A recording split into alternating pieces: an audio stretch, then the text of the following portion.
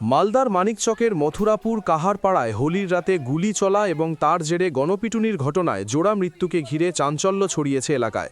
ঘটনায় এখনও পর্যন্ত 4 জনকে গ্রেফতার করেছে পুলিশ বলে শেষ পাওয়া খবর। বাকি অভিযুক্তদের ধরতে জারি রয়েছে তদন্ত। অভিযোগ, এলাকার এক রেশন ডিলারের 17 বছরের ছেলে তার বাবার লাইসেন্সপ্রাপ্ত বন্দুক থেকে গুলি চালায়। সেই গুলিতে জখম হন 10 বছর 14 বছরের এক কিশোর সহ 5 জন। ঘটনার পর স্থানীয়রা জখম 5 জনকে উদ্ধার করে মালদা মেডিকেল কলেজ হাসপাতালে নিয়ে যান। সেখানে চিকিৎসাধীন অবস্থায় গুলিবিদ্ধ এক কিশোরের মৃত্যু হয় বলে জানা গেছে।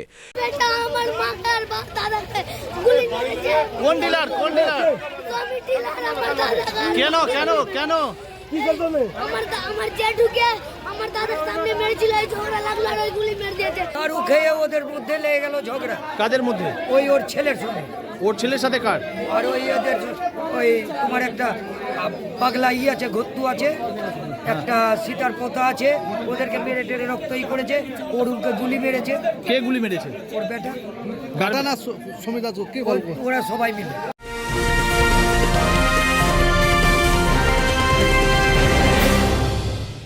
উত্তর 24 পরগনা ও তার আশপাশের এলাকার মানুষের সেবায় ক্যাথ ল্যাবের মতো অত্যাধুনিক সুবিধা নিয়ে পরিষেবায় ব্রতী সারদা মাল্টি স্পেশালিটি হাসপাতাল। একই ছাদের তলায় মানুষ সাধারণ চিকিৎসা থেকে শুরু করে 24 ঘন্টা cath lab, MRI, CT scan, এনআইসিইউর মতো সুবিধা এবার থেকে পেয়ে যাবেন সারদা মাল্টি স্পেশালিটি হাসপাতালে। প্রয়োজনে যোগাযোগ করুন 033-2592-0730, 2593-0730, 2593-3562 ও 9331275635 নম্বরে। আমাদের ঠিকানা Royal Park, Kalyani Expressway, Barrackpore, Kolkata 7,01,21। Sarada multi speciality হাসপাতাল, পরিষেবাই হোক আমাদের মূল লক্ষ্য। এই ঘটনার প্রতিবাদে উত্তেজিত জনতা রেশন ডিলারের বাড়িতে হামলা চালায় এবং ভাঙচুর করে। অভিযোগ, সেই সময় ওই রেশন ডিলারকে গণপিটুনি দেওয়া হয়। গুরুতর জখম অবস্থায় হাসপাতালে নিয়ে যাওয়ার পথে তারও মৃত্যু হয়। ঘটনার পর বৃহস্পতিবার এলাকায় তদন্তে যান মালদা জেলা পুলিশ সুপার অভিজিৎ ব্যানার্জি। তিনি জানান, আপনারা জানেন কালকে একটা আনফর্চুনেট ইনসিডেন্ট এখানে ঘটেছে, তার উপর বেশ করে দুটো কেস হয়েছে, কেস কাউন্টার কেস দুটো হয়েছে। তো সেই কেসে আমরা অলরেডি 3 জনকে অ্যারেস্ট করেছি। আরও একজন যে বিট্টু বলে যার নাম আমরা পেয়েছিলাম, সেও জাস্ট অ্যারেস্ট হয়েছে। ওই ডিভিবিএল গানটা সিজড হয়েছে। টোটাল 4 জন এখনো পর্যন্ত এই ইনসিডেন্টে অ্যারেস্ট হয়েছে। দুটো কেসের আমরা ইনভেস্টিগেশন করছি। কী কারণে স্যার এই ধরনের ঘটনা ঘটেছিল? যেটা প্রথমে জানা গেছে, ইনিশিয়ালি একটা স্কুটি চালিয়ে আসছিল, সেটাকে নিয়ে বিরোধ হয়েছিল, কাউকে হয়তো ধাক্কা মেরেছিল। এগুলো সবই আমরা এখনও অভিযোগ পাচ্ছি। আমরা সেই স্টেটমেন্টগুলোকে ভেরিফাই করছি। যেটা জেনেছিলাম স্কুটিতে করে আসার সময় কাউকে হয়তো ধাক্কা মেরেছিল, সেই নিয়ে ইনিশিয়ালি অল্টারকেশন হয়।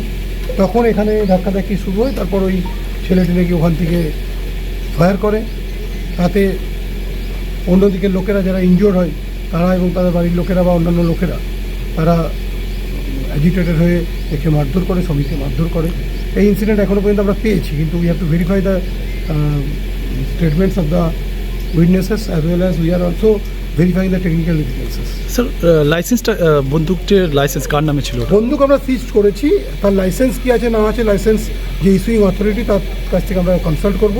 পুলিশ সূত্রে খবর, গুলি চালনা এবং গণপিটুনির ঘটনায় পৃথক 2টি মামলা রুজু করা হয়েছে। ইতিমধ্যেই 4 জনকে গ্রেফতার করা হয়েছে এবং বাকি অভিযুক্তদের খোঁজে তল্লাশি চলছে। Bureau report, news Bengal today.